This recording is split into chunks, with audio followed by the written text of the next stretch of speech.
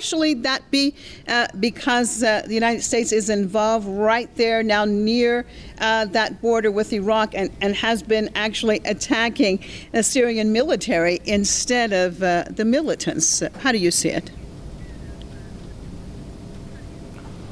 Well, that has to be the starting point of any analysis. This has never been a civil war. This has been an internationalized proxy war.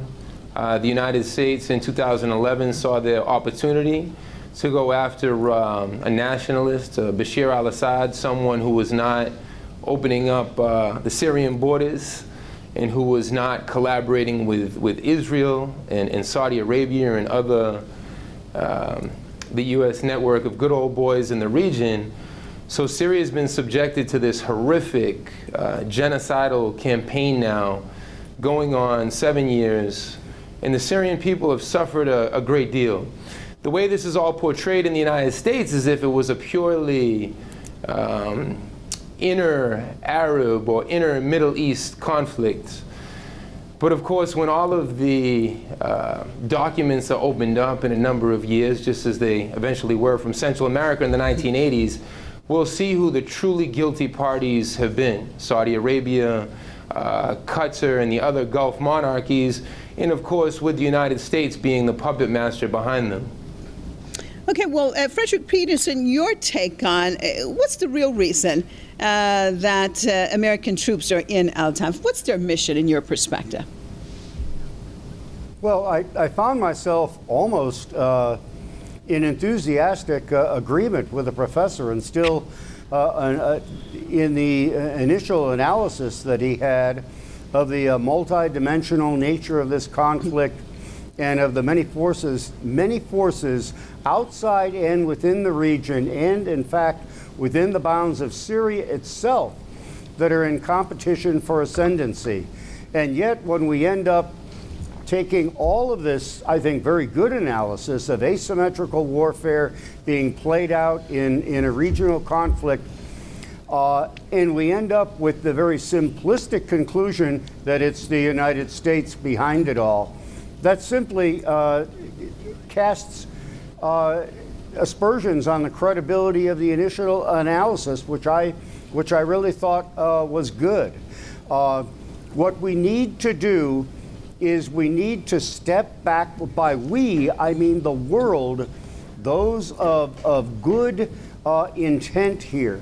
And by good intent, I mean an objective of peace, not an objective of ascendancy and an imposition of order under the bayonet and the barrel of a gun. Do you think your government has good intentions, sir? Do you think, Mr. Peterson, do you think that your government has good intention by being involved in Syria, a country where actually the government, the sovereign government, never wanted the United States to be there?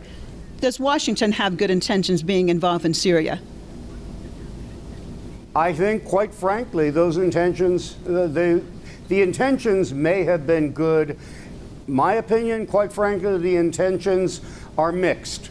They are mixed, and there is a kind of a bar scale that you can apply to the intentions and the techniques used to impose those intentions on the region by each of the many players there. Well, stay with me, sir. Stay with me. I specifically, stay with me. I specifically want to look at the United States because, of course, you brought it up and said that it was a simplistic analysis.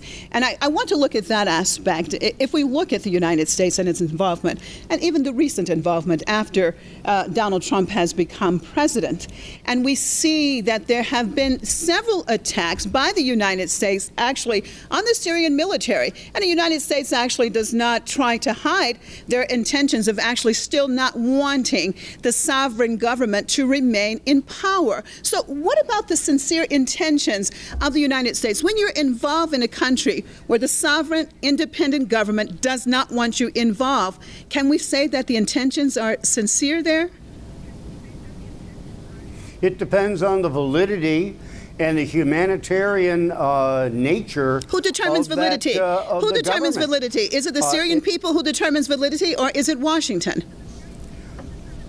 The Syrian people are in the midst of a civil war.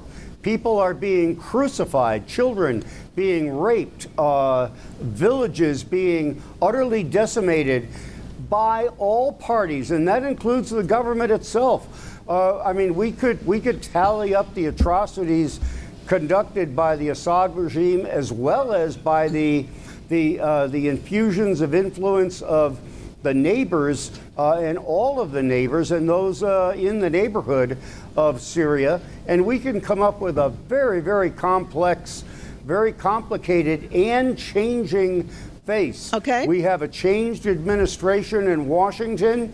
Policy is necessarily going to change as a result of that. The party should look at that as an opportunity, not necessarily a liability. All right, stay with me, sir. Stay with me, sir. Daniel Shaw, what about that?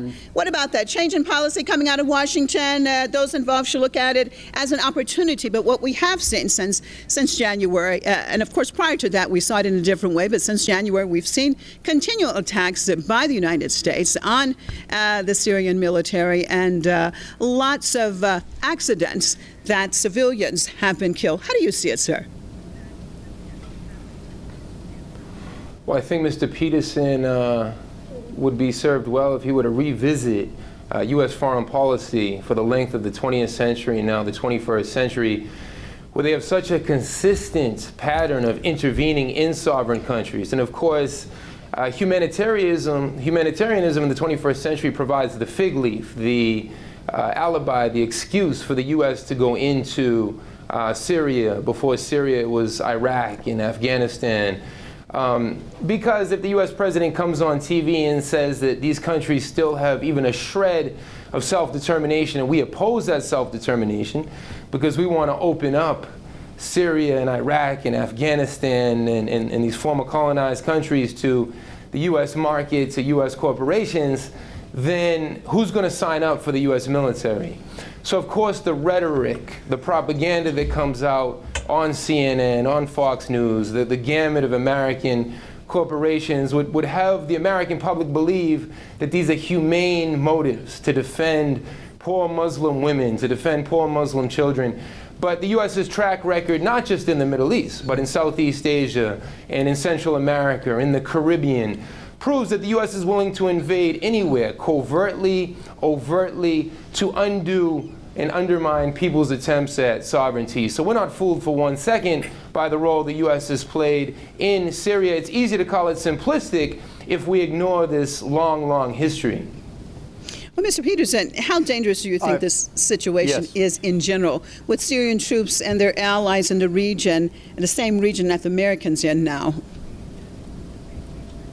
To answer your question very directly, it is very dangerous. It has the capacities, the volatility, and the store of weapons and explosive issues on the multiple sides there in order to spill over not only throughout the region but throughout the world. However, to call humanitarianism a fig leaf is really a term that could only be used by one who is safe and protected, not by those who are the victims of predations upon humanity, but by one who steps back and observes and has a larger clinical or academic view of policy and players, good and bad, and attempts to make the facts fit. Humanitarianism is a flesh and blood issue. Yes, it can be abused. Yes, it can be a thin-veiled clothing for wrong policy, but never deceive oneself into thinking that it is not a legitimate concern on the part of governments and free peoples to attempt to aid others that are imposed upon, and that goes for whatever country, whatever region, whatever hemisphere in which they happen to reside. I am not an advocate, nor do I believe that it is justified to carry a flag, either the U.S. flag or any other flag, and implant it in every little hot spot around the world and attempt to impose a solution. But there are legitimate humanitarian cases when they reach that tipping point, that balance point on the seesaw, where they become so egregious that intervention is demanded. Do I think that was the case in Syria? Quite frankly, no. I do not believe that we, in the last several years, intervened either smartly or necessarily on the right side, nor necessarily at all in the right way. But humanitarian impulses are a genuine and valid contributor to policy. Okay, your take on Mr. Peterson's comments, Mr. Shaw? Well, it reminds me of the old saying by Henry Kissinger: the United States does not have permanent friends, it only has permanent interests. And what the United States is doing in the north of Syria could explode at any minute.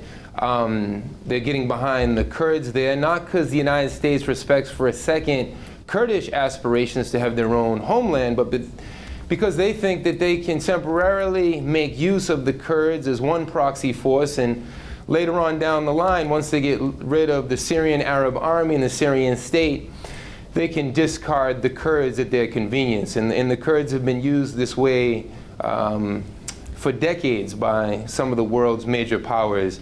But when we look at the vast network of U.S. military power across the world, this is an unparalleled, unprecedented empire that exists. With U.S. military bases, installation, and troops in 140 countries of the world, more than 1,000 bases spread across the world. So really, the U.S. does have its hotspots that it pursues, from Germany to the Korean Peninsula, to Eastern Africa, to the Caribbean. We've never seen a global empire which dares to strike out at any moment to defend its own interests. And this has hurt untold amounts of people and inflicted an untold amount of suffering for decades and decades now. So we can't trust for a second what U.S. motives are in Syria, in Iraq. And once they do away with these countries' sovereignty, there can be no question that they'll be encircling Iran more, and Russia, and then they'll go after those countries. Okay. Well, what about that, Frederick Peterson? Could Russia and the U.S. End up directly clashing as the Syrian troops continue to make gains, especially when they're getting closer and closer to each other in this area?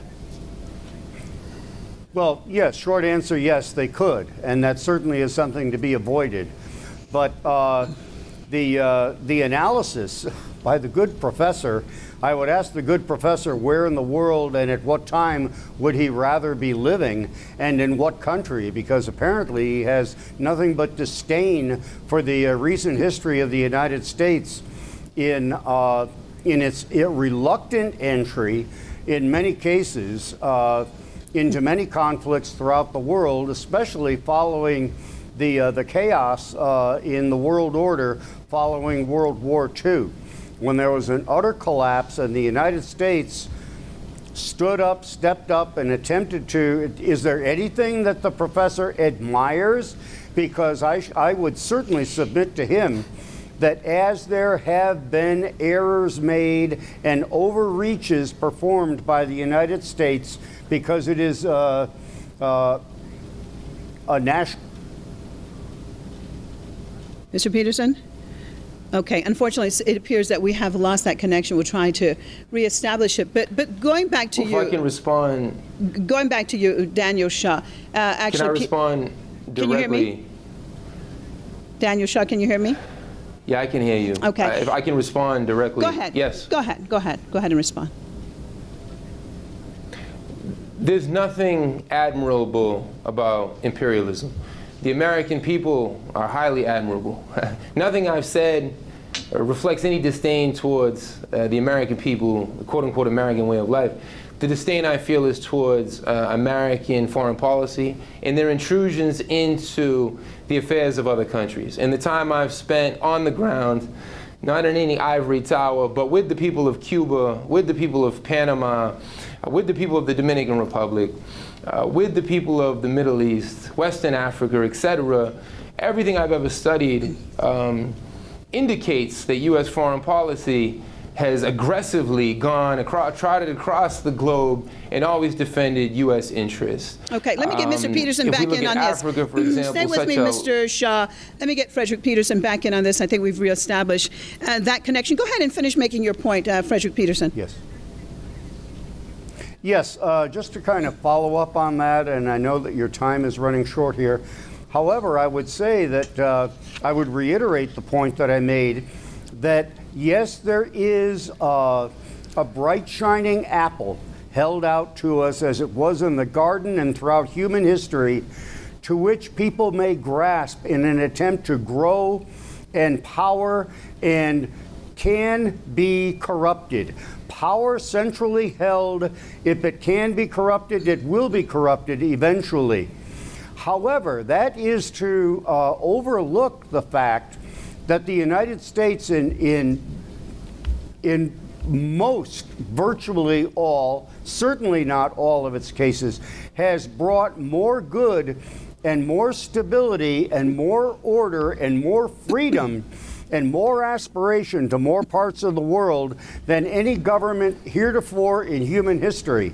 I should say that many of the places, all of the places, and many more that the professor has mentioned, I have visited. Those people have been, continue to be, in admiration and aspiration to the United States and to the ideal, that torch of liberty that it has held to the world. The professor should reach for it as well. All right, stay with me, sir. I got to get Daniel Shaw back in on this because we're just about out of time. Wow, that was amazing hearing Frederick Peterson. Go ahead, Daniel Shaw, your take on what he said.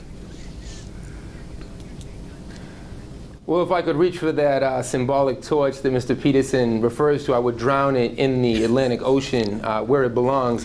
The Statue of Liberty represents the highest form of rhetoric on the part of the U.S. government. You brought up World War II.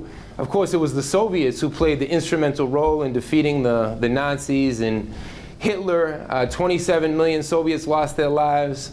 The amount of Americans who lost their lives in that war, and that's not to say that the U.S. didn't play a role, but it was a fraction of the responsibility that the Soviets bore.